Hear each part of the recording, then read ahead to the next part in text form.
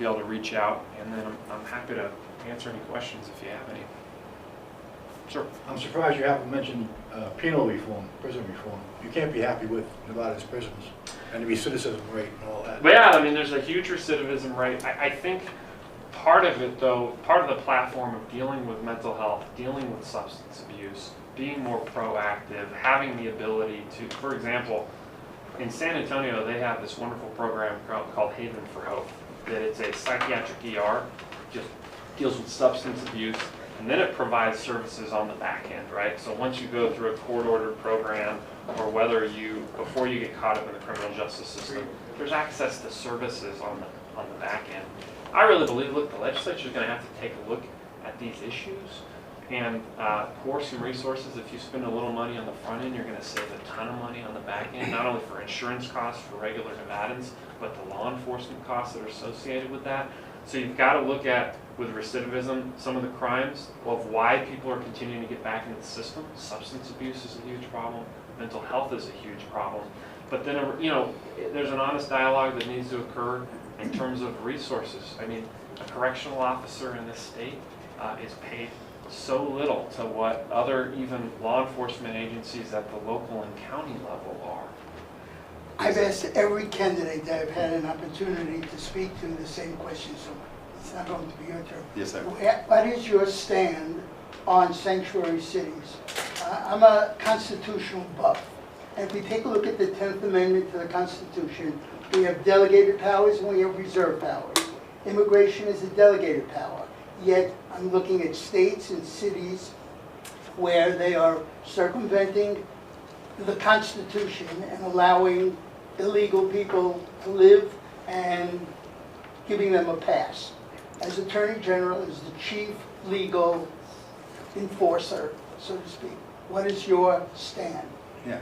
Well, I agree with the governor, the Republican governor in this state, who says we don't have a sanctuary city problem in this state. It's not even something that's really defined. We had a law that one of my colleagues put forward that I was a co-sponsor on that attempted to say we wanted to utilize state resources and local resources for local and state issues, precisely for the reason you've indicated. The Constitution says the federal government should be dealing with immigration, not the states. And so I wanted to be able to say we have enough state problems, we should be using our resources on that. We tried to work with the police officers, and we determined that it was not a viable alternative for us because it jeopardized some funds that we could have gotten from the federal government. So I killed the bill.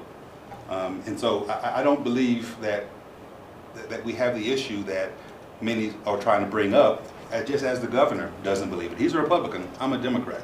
What I will say is this: no criminal will have sanctuary in this state when I'm Attorney General. I don't care if you're an immigrant or otherwise. And so that's my response to your question, sir. Okay, thank you. Fun, but Yeah, this has been great. Is there one last question for choose a you? question. Where are you on short-term rentals? I believe that I'm not in, good I'm in the question. city and in Tarkanian's ward, which has been very vocal against Yeah. them. I'm against them. Yeah. Well, not that you're against it, but I am too. I'm actually in Tarkanians.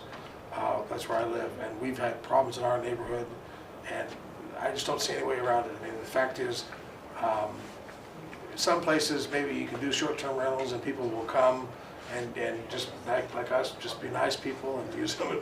But people come to Vegas to party. Yeah. And so how are you going to restrict a short-term rental when people want to come here for a wedding party or a bachelor party or a convention party? It's just not incompatible. And plus, you know, we're a town that thrives off of hotel rooms. That's part of our base. So if they're not paying taxes and they're in the neighborhoods, it's just, so, I mean, I have to say I've used Airbnb in other places, but I'm fundamentally just against it.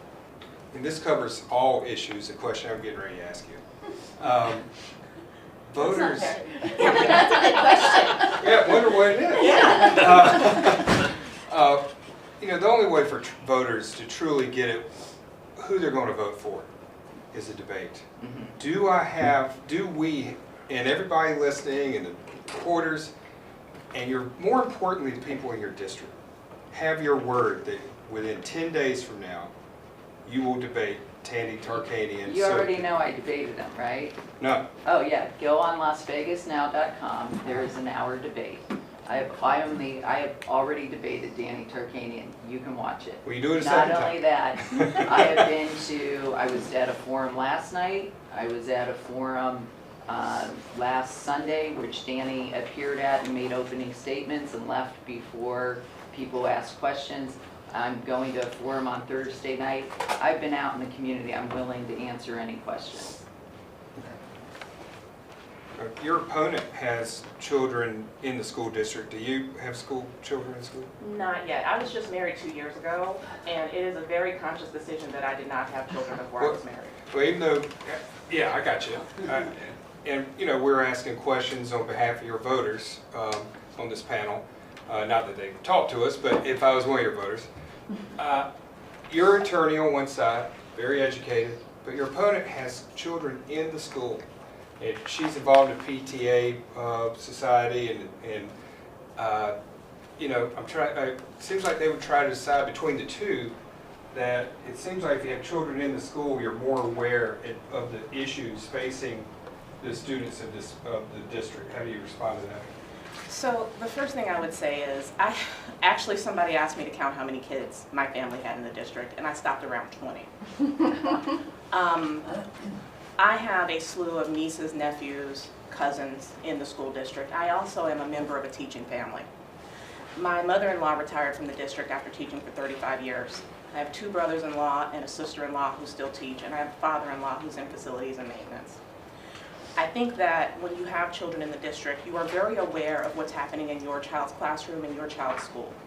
But to say that you have an automatic knowledge of what happens to everybody's child, I think is an overassumption. And as a trustee, you have to be ready and willing to go into community and see what's happening to everyone's child. And I try very hard to do that. Social media brings up a great point. I have a middle school boy who I love, and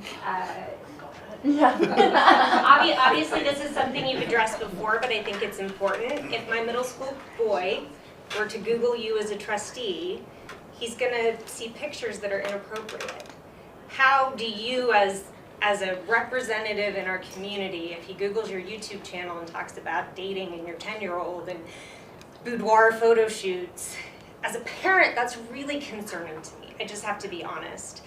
I want my son to see the trustees as professionals, and I want him to see them as a mentor. And for me, not being able to allow him to Google your name and click images is a challenge. I just have to be honest. As a mom, that I would not want my 11-year-old to see pictures of you.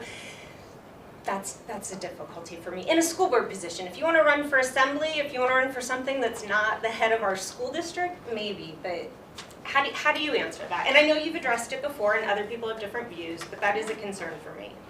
Okay, I respect your opinion.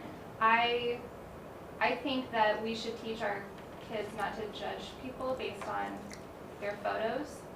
The photos that, and I guess that would deem what we think is inappropriate or not. And I don't think that a female being proud of her body and being in lingerie is inappropriate. None of the stuff that is online is pornography. None of it shows any nudity. None of it shows any type of sexuality or gross or crudeness. It's all modeling, professional photos, and boudoir photos. And to me, I feel like we should empower women to be proud of their bodies, and we should teach boys that women are more than just their bodies.